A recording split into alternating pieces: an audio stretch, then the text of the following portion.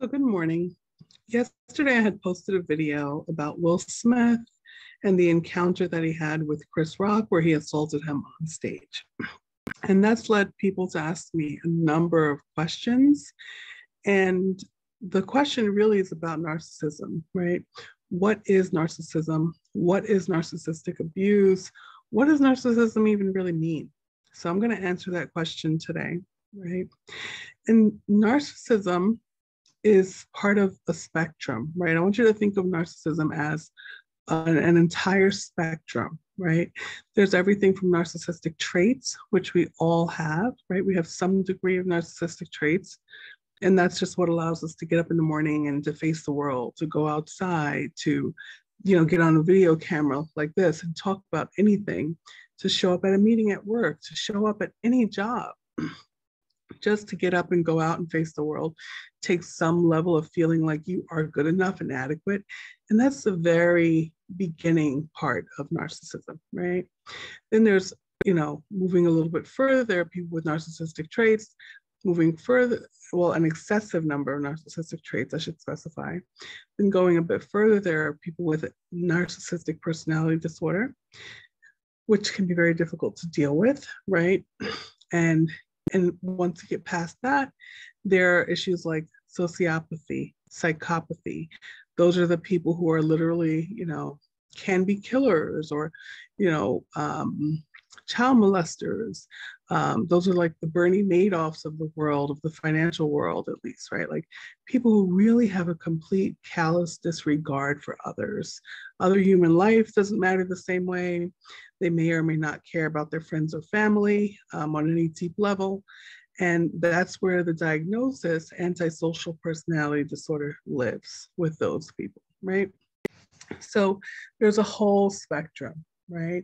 From very little narcissism to some traits to an excessive number of traits. It's a really difficult person, again, to the diagnosis, which is an extremely difficult and usually somewhat abusive person, right? They just think that they're so much better than others, all the way down to the people who do horrific things to others. And they may not do horrific things and they could still have that diagnosis, right? They could just be completely numb to the idea that other people have feelings, like they just don't connect the same way. And again, that's where those diagnoses lie. So what are some of the things to think about? Well, there are two main types of narcissism. There's overt narcissism and covert narcissism. And those are exactly what they sound like. Overt narcissism, that's people who are like, obviously, if you're trained at all in narcissism, those people who are more obviously narcissistic, right? So those are the grandiose type. They're more loud, they're attention seeking. They're going to wear clothing that, gets attention or looks quote unquote the best, right? Those are the people who are like, all eyes on me. I'm just so loud and friendly and gregarious. And look at me, everyone. I'm so important. And you can be loud and friendly and gregarious and not be narcissistic for sure.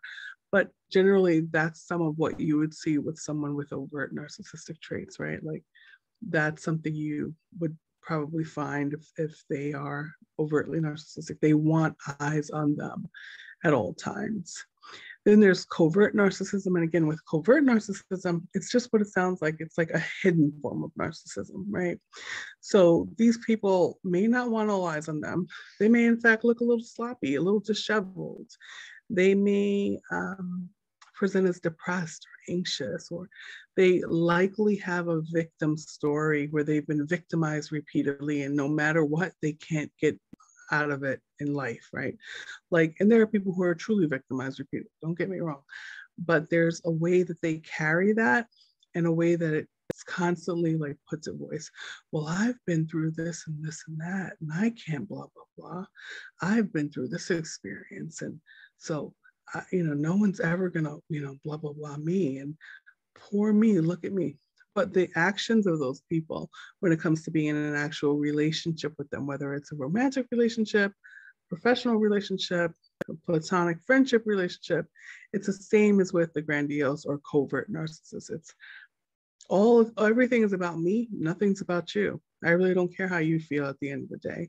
Sometimes you hear that. You may actually hear that from a narcissist, but you may not. And if you don't hear it, you have to look for it in the actions. Are they doing things that show genuine care and concern for you or not? Here's some examples of how you can kind of measure that, right? For instance, if a husband and wife, these two people are married, and let's say the husband's a narcissist in this scenario, he may go and build up a bunch of parking tickets or traffic violations and not care because the car is in the wife's name. So she has to pay them. And he may continue to do that repeatedly, regardless of any discussion. If you see a person's actions repeatedly being inconsiderate and cold and callous towards you, regardless of discussion, that's a red flag, right? It's in, the proof is in the pudding, as they say, right? Like, you have to look at what is happening. So those are some things to think about in terms of narcissism and overt and covert narcissism. Please like and subscribe to my channel. And if you have any questions about mental health, about different diagnoses, about, particular situations that you may or may not see either in your home life or, in the world around us, feel free to shoot me a message about it or post on my page, and I'll be happy to answer. Take care.